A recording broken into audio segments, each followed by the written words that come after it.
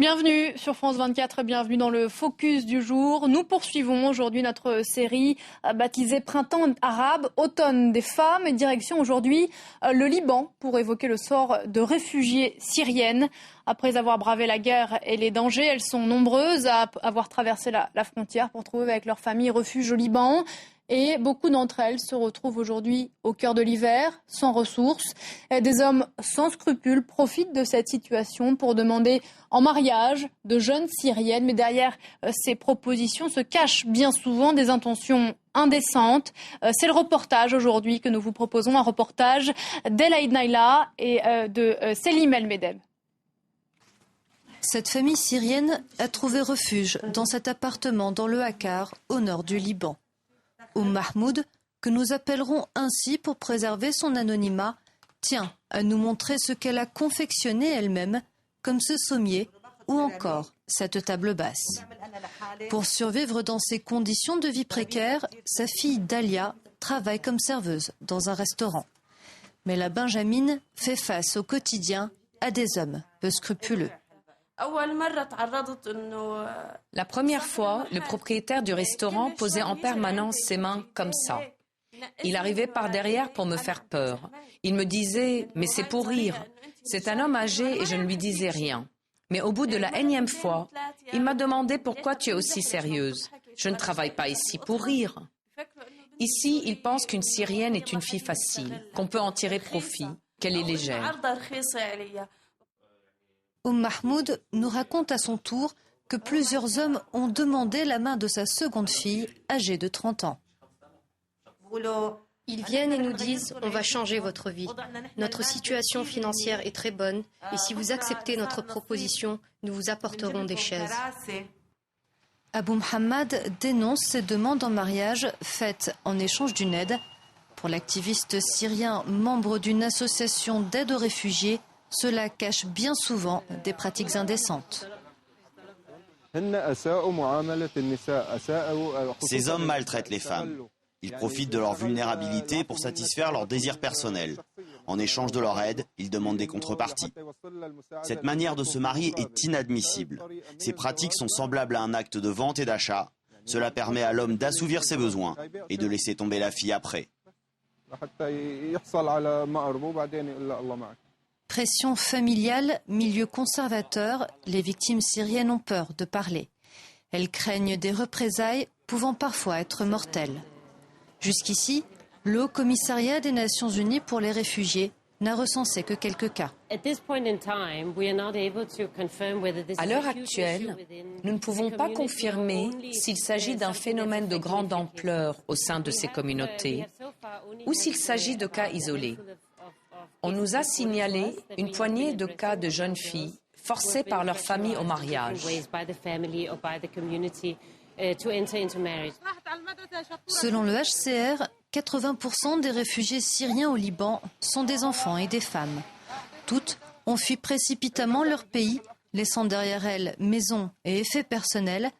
Mais au-delà des difficultés matérielles, pour certaines victimes, il y a la souffrance morale et l'humiliation. Voilà pour ce reportage de Nelaïd et Selim El Medeb. On va retrouver notre invité à présent, Jean-Paul Cavalieri. Bonsoir, merci de nous rejoindre sur notre antenne. Vous êtes adjoint de la représentante du Haut Commissariat aux réfugiés au Liban. Vous êtes actuellement à Beyrouth. Merci de nous rejoindre sur cette antenne. La situation évoquée dans ce reportage, des mariages peu scrupuleux, c'est une situation que vous connaissez ? Oui, bien sûr. Il y a certainement de nombreux cas qui ont été recensés ici au Liban. Il s'agit de populations venant de sociétés et de cultures relativement traditionnelles où les mariages arrangés étaient déjà préexistés en Syrie avant la crise.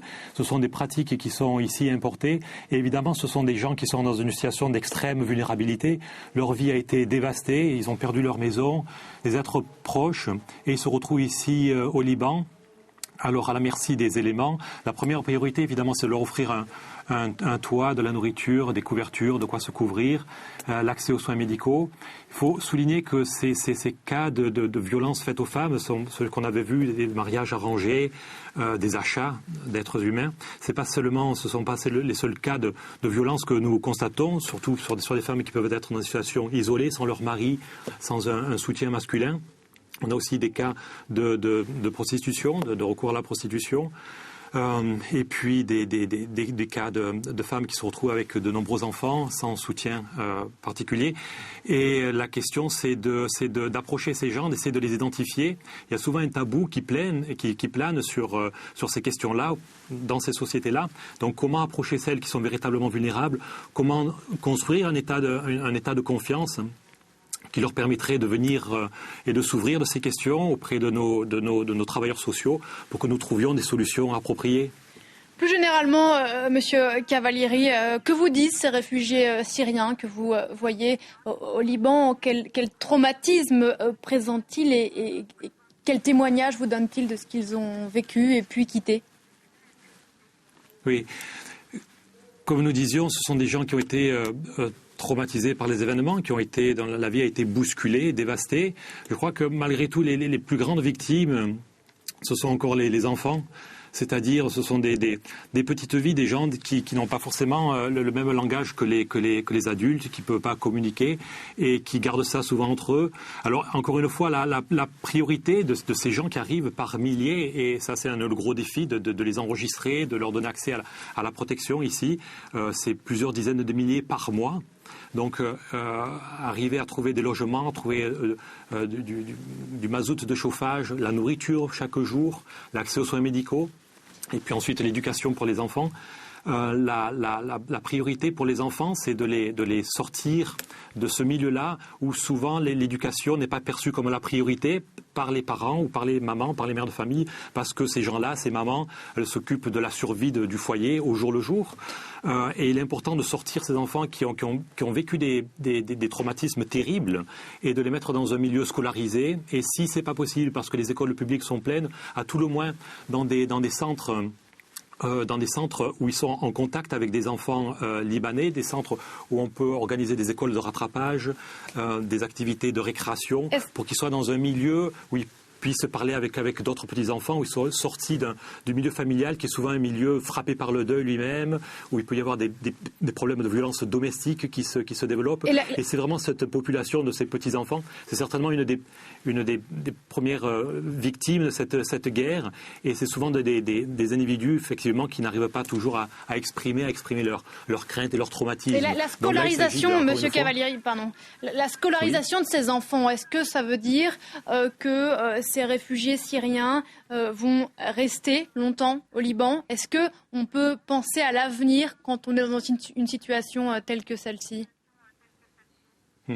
Alors la scolarisation des enfants au Liban, ça veut tout d'abord dire que ce pays, le gouvernement libanais, et il doit être félicité pour ça, a ouvert non seulement ses frontières, mais son infrastructure sociale, ses hôpitaux et ses écoles, et gratuitement. Donc ce que fait le bureau du Haut-Commissariat, c'est d'aider ces enfants à être scolarisés pour ce qui est de l'achat des fournitures scolaires, le transport, etc. C'est certainement des capacités qu'il faut soutenir et agrandir ces lieux d'accueil. Alors, ce que nous disent ces familles-là, c'est que est-ce que ces gens-là vont rester? Tout dépend évidemment de la situation en Syrie et comment ça va se développer. Ils ont été chassés par un manque de sécurité, par des assauts collectifs, individuels sur leur maison, sur leur famille. Mais tout ce qu'ils nous disent tous, dans leur grande majorité, c'est qu'ils attendent qu'une chose, c'est que la situation en Syrie permettent le retour. Ce ne sont pas des gens qui veulent rester au Liban, ce sont des gens qui sont très attachés à leurs racines, à leur famille, à leur région d'origine en Syrie. Et on va s'arrêter là, malheureusement, Monsieur Cavalieri, pardonnez-moi, mais le temps presse, on retiendra de votre intervention que ces réfugiés syriens veulent évidemment rentrer dans leur pays. C'était le focus du jour. Et restez avec nous dans un instant, un tout nouveau journal. On va reparler évidemment de la situation en Algérie.